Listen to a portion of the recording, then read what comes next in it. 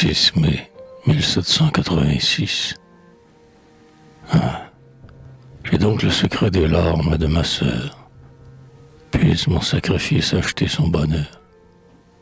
Tout à l'heure au jardin, pensif et solitaire, je traînais au hasard mes pas distraits à terre, dans l'allée au couchant le long de la maison.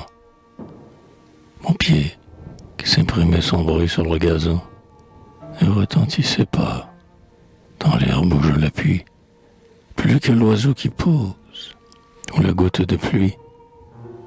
Je tenais dans ma main ce livre, autant de pleurs coulent du cœur de Paul et des yeux des lecteurs. Quand le canot partit, chaque coup de la rame emporte Virginie, arrache l'âme à l'âme. Je sentais tout mon cœur se fondre de pitié, et la page toujours restait lue à moitié. Tout à coup, quelques mots murmurés à voix basse fixèrent ma pensée, mes pas sur la place. Ce bruit inusité dans le muet enclos, ces sons entrecoupés de timides sanglots, s'élevait, s'abaissait de distance en distance, puis mourait étouffé dans un morne silence. Inquiet, j'avançai d'un pas discret et sûr vers la fenêtre basse et sous l'angle du mur. J'écartai de la main les pampres de la treille, et de la jalousie approchant mon oreille, et plongeant un regard dans la nuit du boudoir, j'entendis, je vis un seul rayon du soir, que brisaient les barreaux, les feuilles obscures, éclairait à demi la chambre et les figures. Ma mère était au fond, assise au bord du lit, les yeux sur un papier, comme quelqu'un qui lit. L'ombre de ses cheveux me cachait son visage, mais j'entendais tomber des gouttes sur la page. Ma sœur, assise auprès, un de ses bras passé, au cou de notre mère avec force embrassé, le front sur son épaule et noyé dans sa robe, pour cacher la rougeur que la pudeur dérobe, s'efforçait vainement d'étouffer ses douleurs.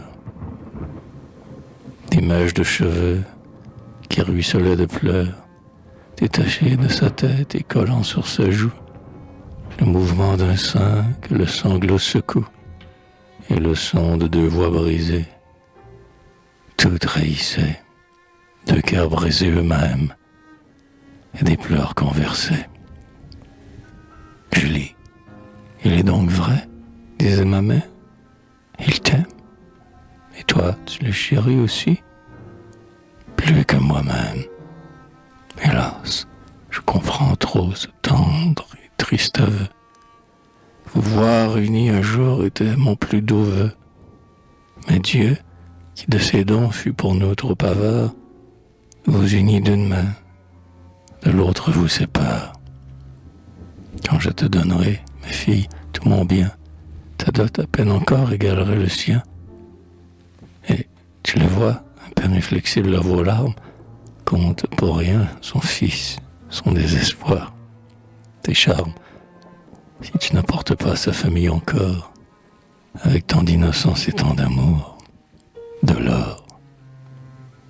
De l'or?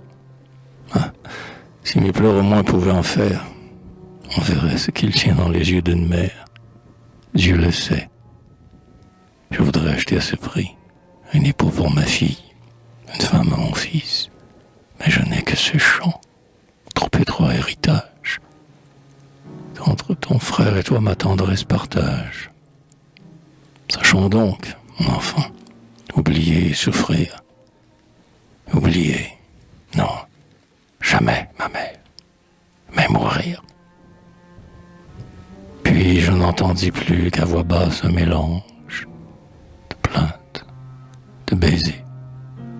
Puis la voix de quelque ange me parla dans le cœur et, d'un pied suspendu, je m'éloignai pleurant et sans être entendu.